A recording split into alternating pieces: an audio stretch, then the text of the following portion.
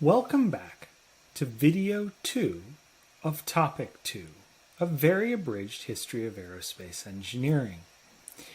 In this video, we will discuss fixed-wing and rotary wing flight. Stay tuned for video 3, which covers space flight. Aerodynes, or fixed wing. As we mentioned at the end of video 1, aerodyne is a vehicle that flies through the air, or the atmosphere. This is as opposed to spacecraft or astrocraft. Within aerodynes, we have two types of vehicles, fixed wing and rotary wing. So let's talk about fixed wing. For millennia, people have dreamed of flying in the air with wings, like birds. However, while we've seen that buoyant flight was possible, how do you make something that is heavier than air fly? It requires three primary components. One is lift, two is control, and three is propulsion.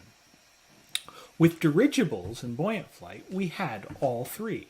Lift came from the lifting gas, control came from the rudder and elevators, and propulsion, which was a steam engine. What about for what we call a fixed-wing aircraft?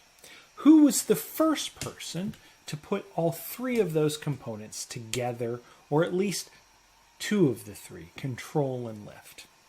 So this individual is George Cayley, who in the beginning of the 19th and early 19th century sketched out what we see as the conventional configuration, where you have a wing and a tail. And this is another one of his drawings. Now, none of these drawings in and of themselves are spectacular. However, he later built these as small gliders and demonstrated them and the way they control. As you see and will see, we come back to this design over and over again.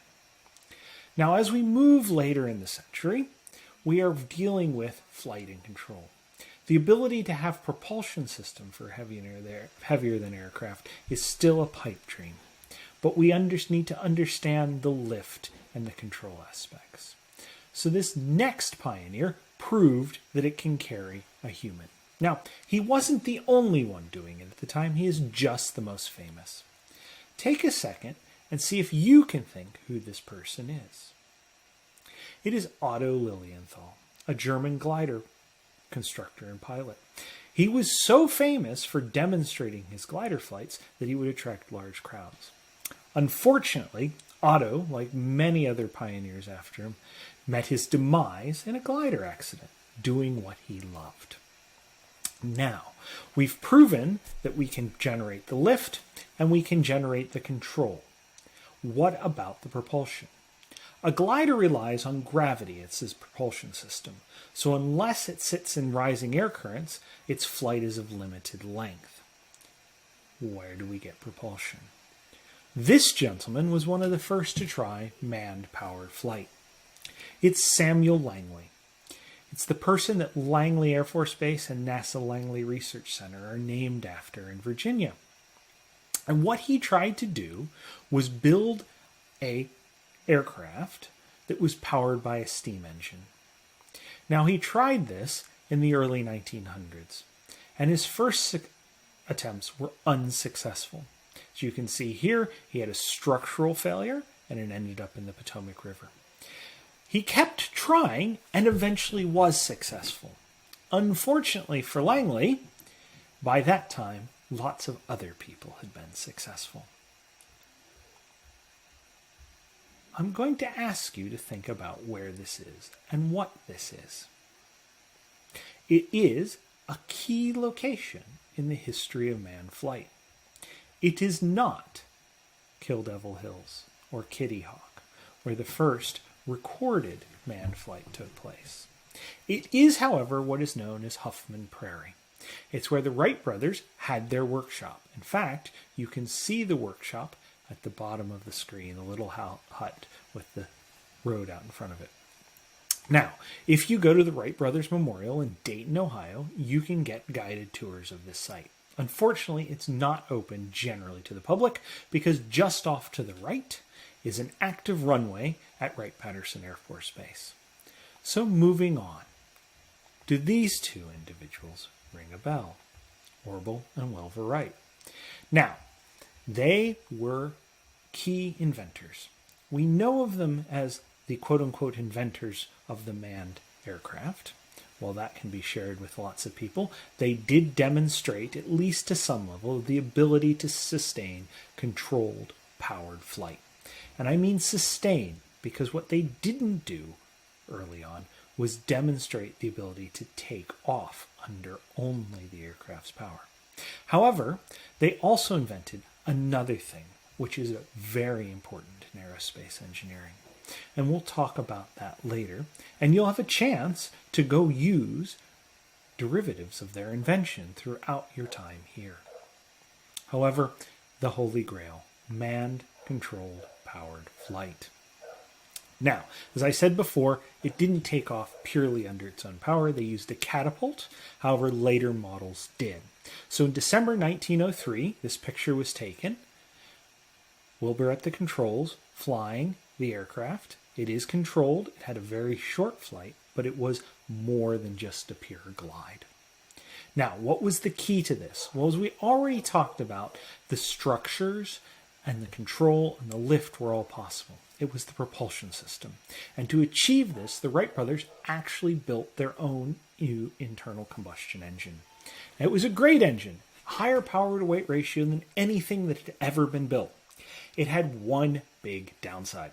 It tended to spew petrol all over the occupant of the aircraft. That could have been a problem had there been an errant spark or flame. How about this gentleman? Why is he famous? He is famous because he is the first fatality of a manned aircraft, powered aircraft. He was a sergeant in the U.S. Army, and he was riding along with the Wright brothers when they had a crash, him and Orville, and he was killed. The others were seriously injured. But very early on, we start to see some of the problems that we're going to need to address in engineering. This isn't as bad as railways, where on the demonstration day of the first intercity mixed-use and passenger railway, the Liverpool to Manchester Railway, they managed to kill one of their passengers. Just so happened he was an MP, and he believed the train would stop for them. He stood on the tracks and promptly got run over. Okay, so we know we can fly. What about going faster? These two gentlemen are credited with basically almost simultaneously and independently developing the jet engine. What you have here is Frank Whittle on the top left and Hans O'Hane on the bottom right. And they worked in Britain and in Germany in the 1930s to develop the gas turbine or jet engine. Here is an example of a Whittle engine with the canisters around it. Now, while Whittle got there first in terms of building an engine, O'Hane got there first in terms of actually flying it on an aircraft. And as we know, the Germans were much more successful during the Second World War with their jet-powered aircraft. Even though the Gloucester Meteor flew before the Me-262, the UK was unwilling to enter it into combat, where the Germans felt they had to. Next, we will talk about rotary wing.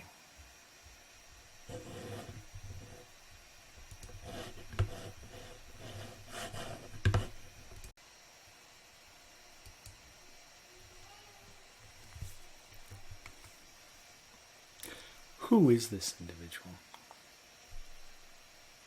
Rotary wing aerodynes. Who is this individual, and why is he famous? Some of you will have guessed this is Leonardo da Vinci. From Da Vinci, amazingly enough. And while he painted the Mona Lisa and did many other things, one of the things he's very famous for is his sketches of flying vehicles. As you can see, we have an air screw type device, a sketch of what is now considered the earliest sketch of a helicopter, and we have a flapping wing device below that. But this is the genesis of the rotary wing.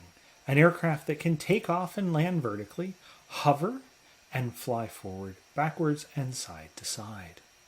However, none of these devices were in and of themselves practical. Again, we have to solve the three basic problems. Lift, and the ability to lift one's weight, so that's a light structure and generate lift, control, and propulsion. And while it was difficult for a fixed-wing aircraft, it is even harder for a rotary-wing aircraft. Lots of people worked on this problem over the years. However, there is one person who is generally credited with doing the most to advance what we know of as the modern helicopter, and that is Igor Sikorsky. Igor Sikorsky was born in Imperial Russia, emigrated to the United States at the time of the Revolution.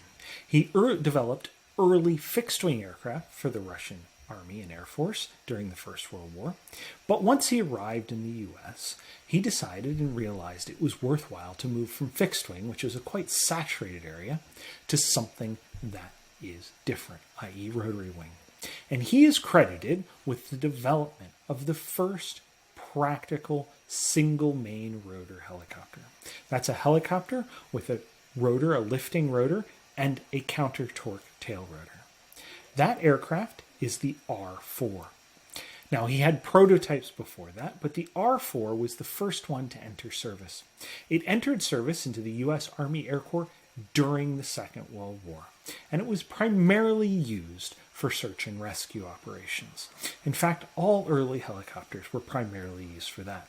It was only during the 1960s, around the Vietnam War, that we started using it for more combat operations, and during the 50s and 60s for more civilian operations.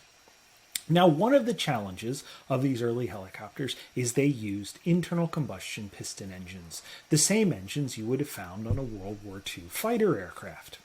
The problem with these engines is they have relatively low power-to-weight ratios, such that a helicopter like this R4 on a hot day doing a search and rescue mission would fly out, lower its winch to rescue, say, a downed air crewman, and as the air crewman climbed aboard and they winched the air crewman up, in many cases the helicopter was winched down and the air crewman wasn't winched up. That brings to a conclusion our quick and dirty coverage of aerodynes. In the next video, we will talk about spaceflight and the history and major things that went on during spaceflight. So I'll hope you will join me for that.